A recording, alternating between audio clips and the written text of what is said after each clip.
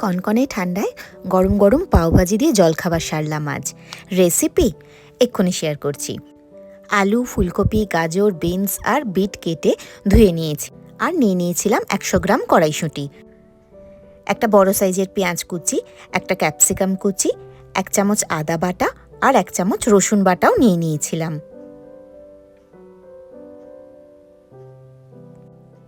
এবার দুটো টমেটো কেটে ধুয়ে তার পিউরি বানিয়ে নিয়েছিলাম।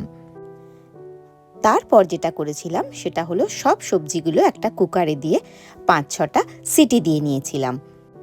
এবার একটা প্যানে 2 চামচ সর্ষের তেল গরম করে 1 চামচ জিরে আর অল্প একটু হিং ফোড়নের জন্য দিয়ে দিয়েছিলাম।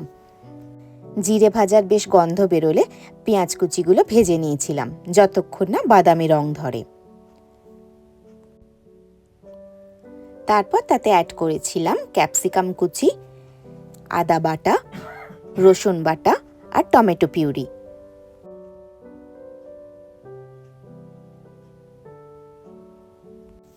রোজ সকালে ব্রেকফাস্ট বানানোর আমার একটা ভীষণ ঝামেলা মনে হয়। প্রত্যেক দিন নিত্য নতুন কী বানাবো মাথায় আসে না।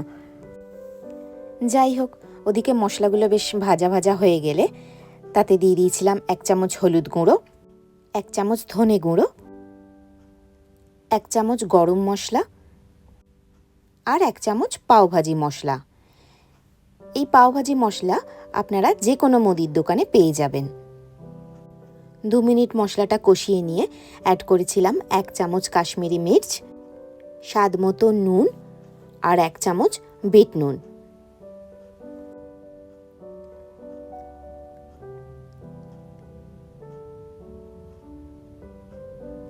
তারপর অল্প অল্প করে জল দিয়ে আমি মশলাটা বেশ কিছুক্ষণ ধরে কষিয়ে নিয়েছি, যতক্ষণ না মশলা থেকে তেল ছেড়ে যায়। শীতকাল বলে অনেক আনাজই আপনারা পেয়ে যাবেন পাওভাজিতে দেওয়ার জন্য, তাই শীতকালে পাওভাজি খেতে বেশ ভালো লাগে। ওদিকে সবজিগুলো আমার পুরো সেদ্ধ হয়ে গেছে। এবার সব সবজিগুলো জল সমেত আমি ঢেলে দিয়েছি প্যানে। এবার হলো সব সবজিগুলোকে স্ম্যাশ করার পালা, ভালোভাবে যাতে ঘেঁটে যায়। একটা স্ম্যাশারের সাহায্যে ভালো করে স্ম্যাশ করে একটা চাপা দিয়ে আরও 5 মিনিট আমি রেখে দিয়েছিলাম।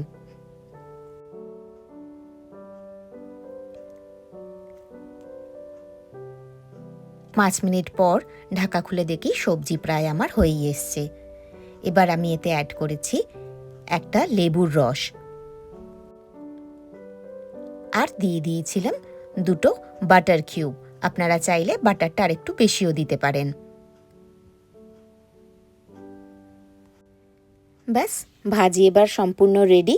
এবার শুধু গার্নিশিংয়ের পালা। ওপর থেকে অল্প একটু ধনেপাতা কুচি ছড়িয়ে দিয়ে ঢাকা দিয়ে রেখে দিয়েছিলাম। এবার পাওগুলোকে রেডি করব। ফটাফট পাওগুলোকে আমি মধ্যিখান দিয়ে কেটে 2 টুকরো করে নিয়েছিলাম।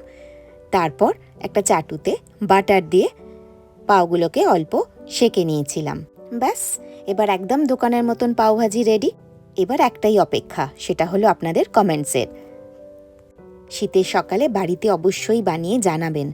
চলি তাহলে আজ।